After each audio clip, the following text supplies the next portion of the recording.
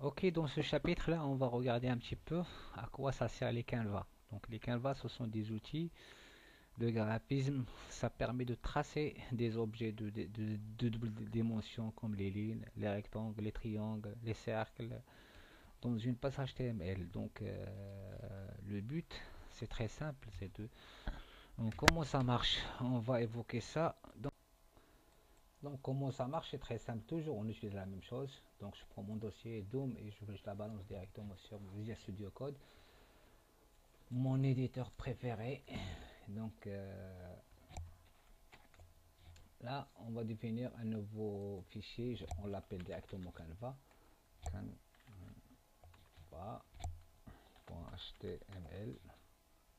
HTML. Canva. Canva avec S. Voilà, ça s'écrit comme ça directement. Voilà. Donc HTML 2.5 et la petite valise. Toujours la même méthode. Je fais Canva. Oh, voilà. Oh, donc il l'a déjà reconnu. Donc moi j'ai pas besoin de la balise Canva. C'est juste un titre ici. Et là dans mon body, je fais H1 les Canva. Les Canva. Dans JavaScript. Tout simplement un titre. Donc là, je vais faire donc un autre script. Donc je vais l'appeler pareil, de la même chose Canva. Canva.js. Donc là, ça dirait, voilà, je fais une alerte à l'intérieur. Oui, voilà.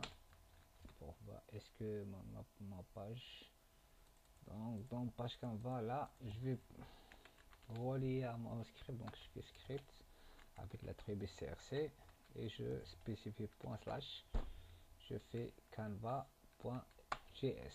Donc là, et je ferme mon script. Donc là, j'y charge mon script. Donc pour voir est-ce que ça marche très bien ou pas, donc je vais mettre les deux écrans comme d'habitude. Sur les deux, l'exécution Open Live Server. Donc là, il m'ouvre ma page avec une petite que je vais mettre sur là, hop là, et je le mettrai ici. C'est très simple, vous avez déjà avec un oui, quoi c'est le truc, il est relié. Ok, parfait.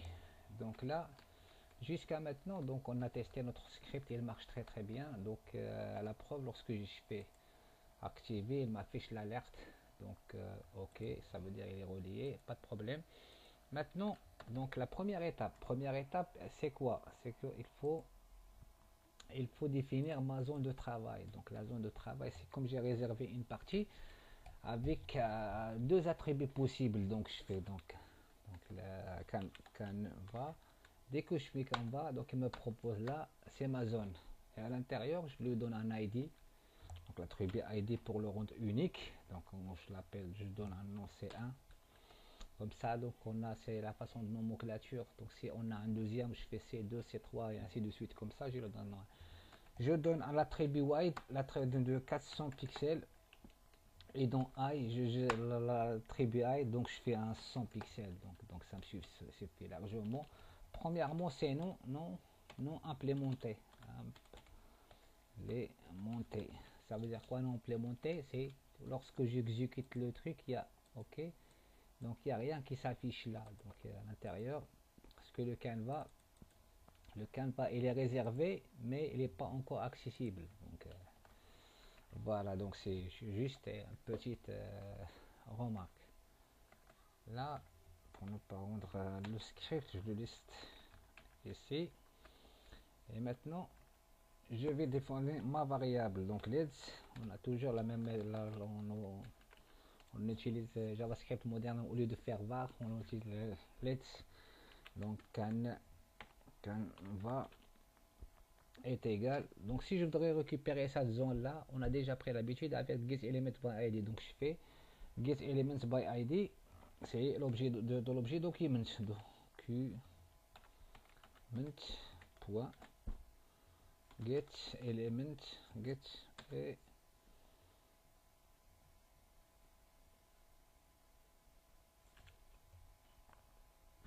là ici donc ouais. Pourquoi j'ai fait, c'est mieux de, donc je vais plus ici, c'est mieux, je retire ça, list canva,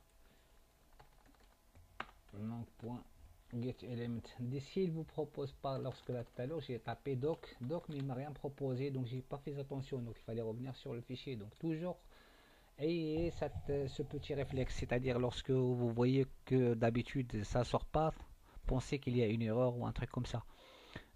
Donc là l'objet document point get element by id, donc get element by id toujours il me propose, et donc on l'a donné comme C1. Ok, donc là maintenant je teste vraiment est-ce que le le canvas, je fais console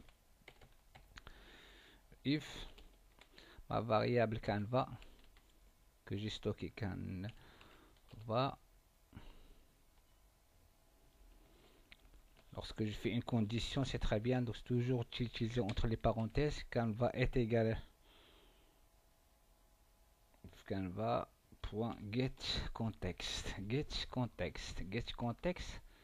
c'est-à-dire est-ce qu'il est défini ou pas, get donc canva point get context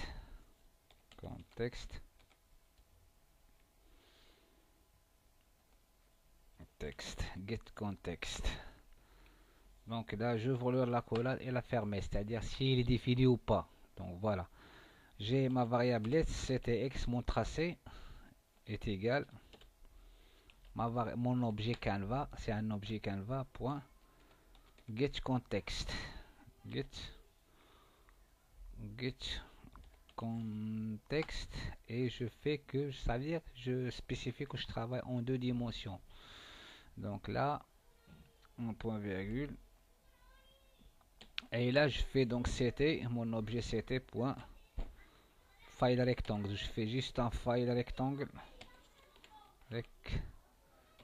et là les coordonnées c'est 100,0,80, donc 4 points, on a 4 points, donc chaque point donc ça représente par une valeur.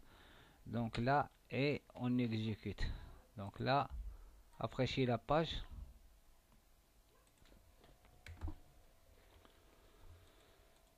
donc c'est un, je rafraîchis la page directement, donc là je peux voir mon canevas très simple, donc c'est un rectangle comme on a défini, un rectangle avec 4 éléments, donc voilà. Donc là c'est juste une petite test là, look if canva get context, ça on prend l'habitude de le retirer, on peut le retirer sans problème. Donc là on peut directement commencer par tracer, et par la suite là on peut voir. Par contre là on voit pas le carré de, pour mieux comprendre le canva en gros, c'est-à-dire la zone, délimiter la zone, il faut que dans cette partie là j'utilise un élément style. Donc c'est style, l'attribut style est égal, donc je fais un border est égal de pixels, donc 2 pixels comme ça, 2 pixels, voilà. Si je rafraîchis la page maintenant, mon style,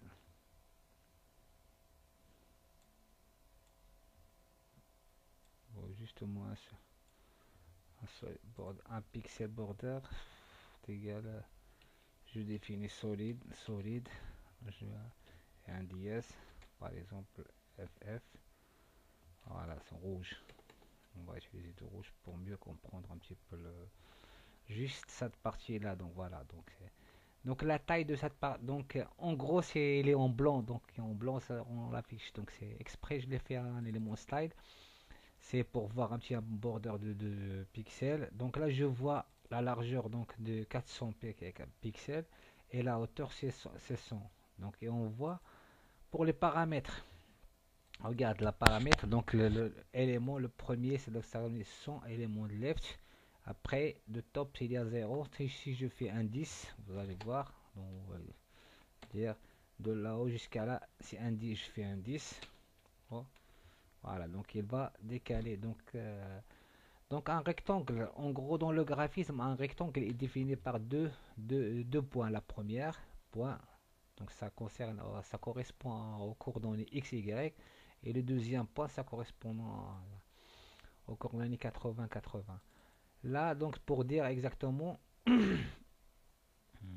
donc là si je change là le 80, le deuxième point, je fais un, au lieu de faire, donc je fais un 100, voilà. Donc là, et l'élément par exemple 80, donc je fais le rectangle, donc on fait donc premier point, ok, ok, 10, voilà, voilà. Donc je peux donner, donc je suis resté toujours dans le même contexte. Donc là vous pouvez essayer plein de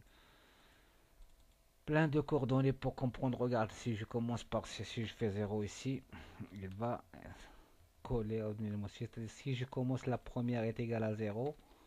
Si je voudrais la faire correspondre avec toute la zone rouge, c'est très simple. Donc je 0, 0. Et on a utilisé ici 400. 400 et la hauteur, on a fait 100. Voilà, elle va prendre toute la largeur de toute la page. Donc ici, donc tout ce qu'il faut retenir, donc ça c'est le premier élément, les premiers points et le deuxième point. Parce que ouais, en gros dans un rectangle, donc je peux vous montrer ça sur un autre logiciel, donc c'est comme 3ds Max ou un outil qui gère les graphismes, toujours pour dessiner un rectangle. Donc on trace le premier point, on fait un tiré sur diagonale pour faire donc le premier élément pour la retenir c'est ça, la deuxième et c'est celui-là. Voilà, donc là si je peux faire par exemple décale 10 pixels, donc il va décaler comme ça, et de là-haut 10 pixels il va décaler, voilà. Je vais mettre toujours dans le même contexte. Donc là si je fais par exemple la largeur, je fais la moitié de 100. Voilà, et là, la moitié de 100, ça serait 50. Donc là, ça va remplir. Ok, dans cette partie-là, donc si je peux faire un autre tracé, donc toujours de la même manière. Donc je récupère toujours le contexte et je fais mon file rectangle ou line. On va regarder autre Canva. Par exemple, pour tracer une ligne. Donc tracer une ligne. Donc toujours, c'est de la même. Là, c'est pour un rectangle. Rectangle. Rectangle rempli. Rempli. Donc là, maintenant, pour une ligne. Pour une ligne. Pour une ligne, toujours la même façon. Donc je fais let's ct1. Je fais ct1 est égal toujours canva.getContext, c'est-à-dire je suis là, on déclare au navigateur comme quoi on est en train de travailler dans le contexte 2D. Là, si je fais exprès le code simple ou le double code, c'est la même chose. Donc c'est toujours. Et d'ailleurs, mon éditeur, dès que je transfère, je mets un code et il le transforme directement une fois que je fais CTRL S. Ici dans C1, donc là je fais donc CT1 point move to move, donc un point. Lorsqu'on veut tracer une ligne, donc une ligne, il est connu par deux points, donc le point de départ et le point d'arrivée. Donc je commence par le point de départ, donc move to, c'est avec la fonction move to, et je spécifie les valeurs, c'est-à-dire aller dans les coordonnées 0.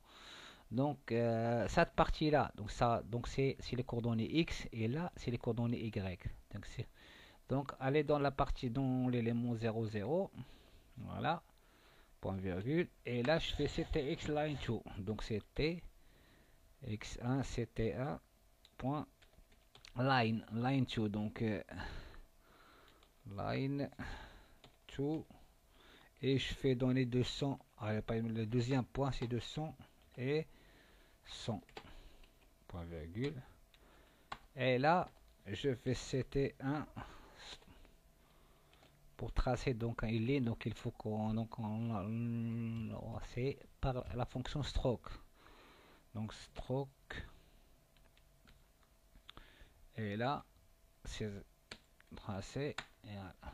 Donc là donc c'était un stroke, donc stroke c'est que je me suis trompé, j'ai rajouté un c, là, et on voit directement notre ligne. Donc la partie, la première partie, là, je vais les commenter comme ça.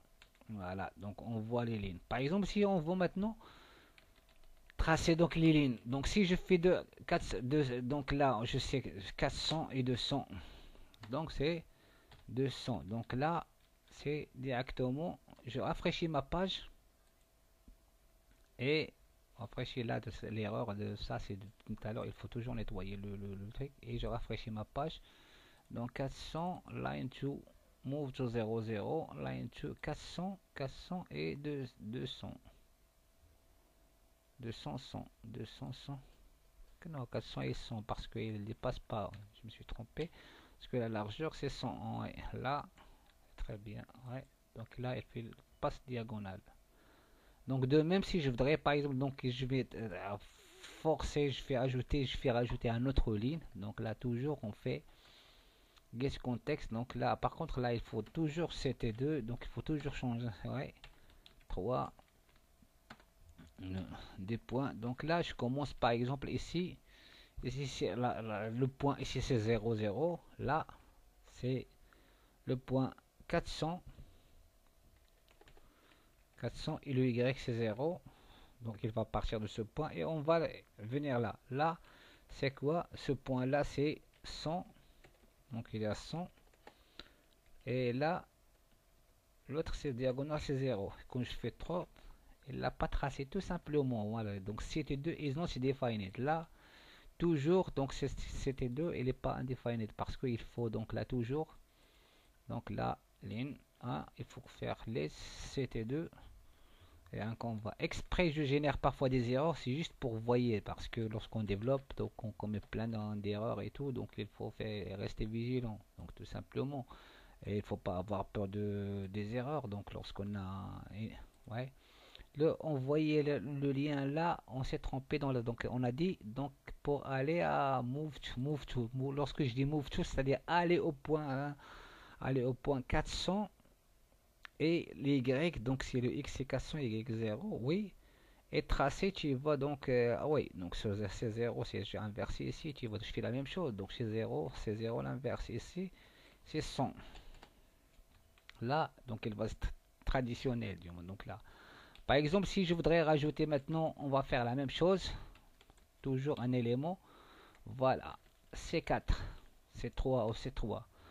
C3, donc je fais C3, pareil, 3, et 3. Par contre, cette fois-ci, donc je vais, on va le faire ensemble. J'espère que vois donc là, vous avez compris un petit peu l'astuce. C'est-à-dire, je vais tracer ici une ligne qui commence de ce point-là et qui, c'est-à-dire au milieu.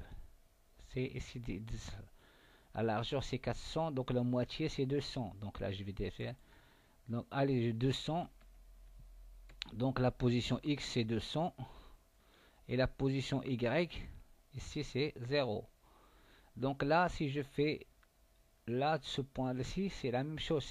Par contre, donc ça sera 100. Donc c'est le X. Le X, ça sera la même chose que là, c'est 200. X, c'est 200. Et c'est la moitié. Et le truc, c'est la moitié.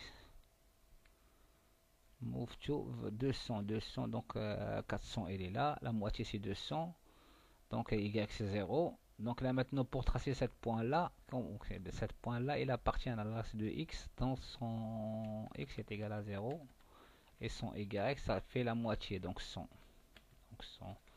On va regarder là, là cette point il est bien, par contre là si on a dit 100, 100 avec un x 200, avec un x 200. Il faut avoir la même pour qu'il soit voilà. Bien ici. La même chose. Donc si je peux pour tracer un quatrième élément, je peux faire la même chose. Donc là 4, c'est 4, c'est 4. Donc là toujours donc le même contexte de ça. Je défie une variable. Je récupère le contexte de D et à l'intérieur je fais donc un move. Donc voilà. Donc là on va le faire ensemble là. Donc ici de ce point là. Qu'est-ce que y est égal à 0? Y est égal à 0, c'est bon.